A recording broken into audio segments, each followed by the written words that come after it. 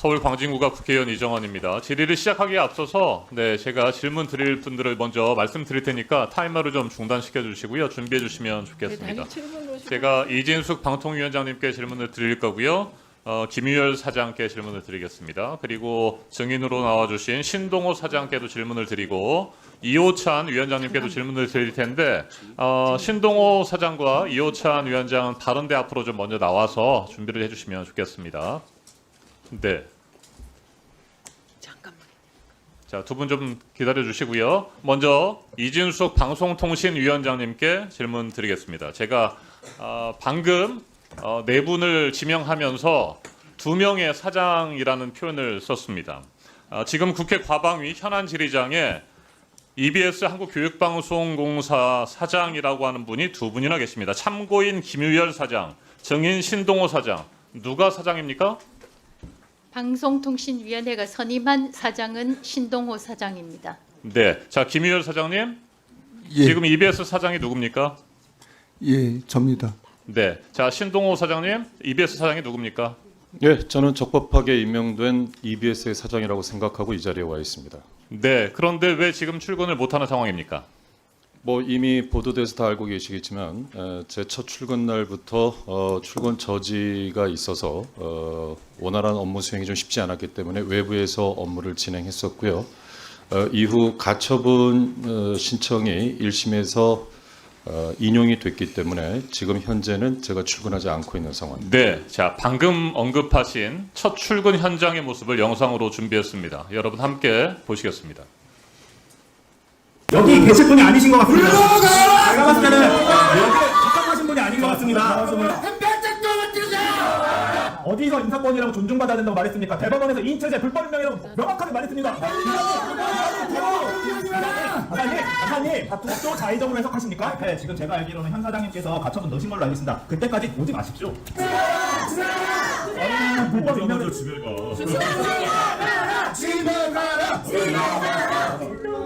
네, 자, 지금 맨 마지막 화면을 좀 정지시켜 주시고요. 네, 제가 질문하는 동안에 그 영상을 좀 다시 한번 소리 없이 틀어주셔도 좋을 것 같습니다. 맨 마지막 화면 여러분 기억하실지 모르겠습니다. 웃으면서 팔짱을 끼고 있는 모습이었습니다. 저는 뉴스를 보면서 깜짝 놀랐습니다. 그러면서 하나의 사자성어가 떠올랐습니다. 의기양양. 그래서 제가 그 사진을 좀 찾아보니까 뜻한 바를 이루어 만족한 마음이 얼굴에 나타난 모양. 그런 심정이셨습니까? 제가 첫 출근 당시에 노조에서 출근 저지를 했었던 때 제가 했던 첫 번째 멘트는 이거였습니다. 우리 대화 좀 합시다였습니다. 저는 불필요한 오해와 잘못된 왜곡된 내용에 대해서 대화를 하고 싶어서 대화를 하자라는 게 제 첫 마디였고 시종 일관 저는 그런 태도로 출근 저지 때마다 발언을 해왔습니다. 네, 그렇습니까? 됐습니까? 네. 됐고요. 다시 한번 이 장면 한번 틀어주십시오. 맨 마지막 부분에.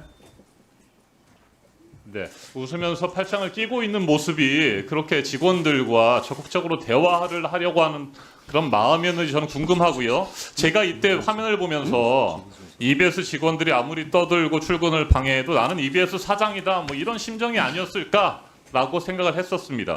자, 김유열 사장님. 예, 중대한 위법이 있다면서 신임 사장에 대한 임명 집행정지 가처분 신청과 임명처분 무효 확인 본안 소송을 제기하셨군요. 예. 왜 중대한 위법이 있다고 판단하셨습니까?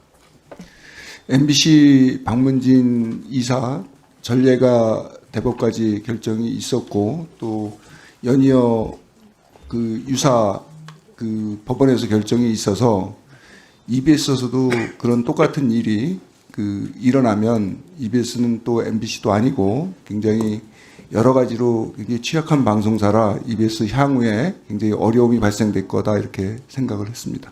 네, 자 이진숙 위원장님 사장으로 인정하지 않으시는 김유열 사장께서는 중대한 위법이 있다고 주장을 하셨습니다. 그리고 실제로 4월 7일 법원은 신동호 사장에 대한 임명처분 무효 확인 소송의 집행정지 신청을 받아들였습니다. 그런데 바로 또 항고를 제기하셨군요. 자, 2인 체제 위법성에 대해서 문화방송 대주주인 박문진 이사진 6명에 대해서도 대법원은 3월 13일에 확정 판결을 내렸습니다. 방통위 2인 체제 의결의 문제점을 지적했고 헌법재판소도 방통위 2인 체제 위헌성에 대해서 계속해서 지적했고 그럼에도 불구하고 이 인사를 밀어붙인 이유가 뭡니까? 방송통신위원회 설치와 운영에 따른 법률에 따르면 13조 2항에서 방송통신위원회는 이인의 요구에 따라서 개의할 수 있고 위원장 단독으로도 개의를 할 수 있습니다. 언급하신 헌법재판소의 판결은 2인 체제에 의한 결정이 있었지만 기각이 됐습니다. 네, 좋습니다. 자, 이진숙 위원장의 얘기를 들어보면 도대체 민주공화국 대한민국의 방송과 통신을 책임지는 사람으로서 헌정 질서와 또 법 질서에 대해서 제대로 된 생각을 가진 분이신가 저는 의문이 들지 않을 수가 없습니다. 도대체 어떻게 대법원, 헌법재판소, 행정법원에서 계속해서 잇따라서 2인체제 위법성을 지적하는데도 그걸 받아들이지 못하겠다고 억지 주장을 하고 궤변을 펴는지 도저히 이해할 수가 없습니다. 이호찬 위원장님 어떻게 생각하세요?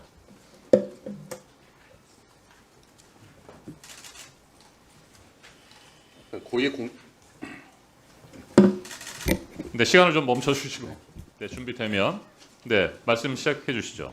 우리 사회의 사법 질서를 존중해야 하는 마땅히 고위공직자로서 옳지 않은 태도라고 생각하고요. 윤석열 정권 2년 내내 윤석열 정권이 가장 실적을 내고 가장 최선을 다했던 부분이 언론 장악이었습니다. 그것에 대한 국민들의 판단은 이미 끝났다라고 생각하는데도 마지막까지 방송 장악을 위한 알박기 시도를 사법 질서를 정면으로 부정하면서 계속하고 있다라고 생각합니다. 네, 신동호 사장님. 사랑하는 후배 어떻게 생각하십니까? 이진숙 위원장이 그렇게 표현을 하셨더군요.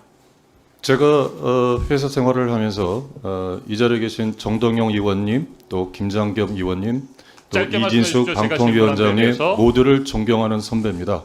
또 그분들이 과히 저를 그렇게 나쁘게 보지 않았다고 생각하고요. 네, 자, 제가 됐습니다. 28년 가까운 자, 회사 생활을 멈추세요. 하면서 네, 그릇되지 멈추시죠. 않게 살았다는 됐습니다. 뜻이라고 생각합니다. 네, 자, 교육은 정치에 휘둘리지 않아야 된다는 거 인정하십니까? 인정합니다. 네, 그래서 교육방송은 정치적 중립성을 갖춰야 되겠죠. 맞는 말씀입니다. 정치적 편향성을 가진 사람이 EBS의 사장을 맡으면 안 될 것 같은데 신동호 사장은 미래한국당 비례대표 면접을 본 적이 있고 미래통합당 21대 총선에서 선대위 대변인을 하셨죠. 네, 정치적 편향성이 있는 인사다라고 하는 비판이 있습니다. 저는 그 부분에 대해서 누차 여러 번 이야기했습니다만 EBS 이사회 이사 재직 시에 이사회 회의록을 보셔도 나옵니다만은 저는 한 개인의 특히 공직에 있는 사람의 정치적 성향은 투표소에서 기표할 때 표현하는 것이라고 이야기했고 어떤 경우에도 진영 논리에 따라서 움직여서는 안 된다라는 것을 이사회에서 수도 없이 강조했고 또 그렇게 진행해 왔습니다. 그렇게 강조하는 게 중요한 것이 아니고 신동호 씨가 그동안 해왔던 여러 가지 행태들이나 언행들을 보면 정치적 편향성이 있다라고 하는 부분들을 지적을 하는 겁니다. 정말 죄송한 말씀입니다만 의원님께서 구체적으로 제 어떤 행태와 언행이 정치 편향적이라고 생각하시는지 저는 오히려 궁금합니다. 자, 이정원 의원님 추가 질의하시고요. 저기 김유열 사장님, 예. 제가 한 가지 물어보겠습니다. 들어가십시오. 그동안에 저런 경력, 특정 정당에 출마했던 분이 최근 10년 이내에 EBS 사장이 된 적이 있습니까? 최근 10년 이내에. 예, 공사화된 2000년 이후에 없습니다. 네, 그렇습니다. 없습니다. 자, 그러면 지금부터 잠시만 주목해 주시기 바랍니다. 제가 구독자분들을 위해서 선물 하나를 준비했는데요. 제가 항상 여러분들께 드리는 말씀이 있습니다. 뉴스만 평소에 잘 챙겨보셔도 돈이 되고 돈을 벌 수 있다라고 말씀을 드렸는데요. 여러분들은 여기 보시는 삼성전자 뉴스를 보고 어떤 생각이 드세요? 아니면 정치인들의 뉴스, 날씨 뉴스를 보고는 어떤 생각이 드시나요? 그냥 뉴스만 보고 끝내는지 아니면 이 뉴스를 어떻게 이용할 수 있는지 이 부분을 고민하고 계시는지를 되물어보고 싶습니다. 그 이유가 뭐냐 하면 제가 지난번에 여러분들께 뭐라고 말씀을 드렸었죠? 지금은 반도체 섹터를 눈여겨보셔야 한다고 말씀드렸습니다. 그리고 나서 이런 썸네일들 뉴스를 통해서 많이 보셨을 겁니다. 반도체 내용이 이슈가 됐을 때 부자들은 어떻게 생각한다? 반도체 관련주들은 뭐가 있는지, 어떤 종목이 가장 좋은지, 어디에 투자해야 돈이 몰리는지 자연스럽게 생각한다고 제가 말씀을 드렸죠. 그 이유가 뭐냐 하면 부자들이 봤을 때는 이슈가 곧 돈으로 이어지고 그 이슈가 나에게 돈을 벌어준다는 경험적 확신이 있기 때문에 부자들은 항상 이런 사회적 이슈를 관심 있게 챙겨본다고 제가 말씀을 드렸습니다. 이번에도 마찬가지인데요. 제가 지난번에 시청자분들과 함께하는 주식으로 수익 내기 이벤트를 진행했었죠. 당연히 100% 무료로 진행을 했었고요. 여기 보시면 아시겠지만 제가 지난번에도 구독이라고 보내주신 모든 시청자분들께 반도체 관련주 중에 가장 크게 급등할 딱 한 종목, 많은 종목도 아니라 한미반도체 한 종목을 여러분들께 추천드렸어요. 그러면서 여기 나와 있는 대로 정확히 얼마에 매수해야 하는지, 그리고 수익률이 어느 정도 나왔을 때 팔아야 하는지를, 이런 부분들까지 여러분들에게 정확히 알려드렸었는데 지금 실제로 어떻게 되었다? 오른쪽을 보시면 아시겠지만 제가 지난번 문자 발송으로 이 한미 반도체를 소개해드리고 나서 실제로 이렇게 5배 이상 어마무시한 상승이 나왔습니다. 100만 원만 투자를 했어도 무려 500만 원이 넘는 수익금이 생긴 거죠. 그래서 당시에도 굉장히 많은 분들이 제가 드린 이 한미 반도체로 수익을 내실 수가 있으셨을 텐데요. 다시 한번 축하드린다고 말씀을 드리겠고, 이번에도 마찬가지입니다. 앞으로도 2024년, 2025년 계속해서 기대해볼 섹터는 AI입니다. 그 중에서도 AI 반도체는 그 누구도 부정할 수 없는 미래 성장 산업입니다. 그러면 우리가 어떻게 생각해 볼 수 있을까요?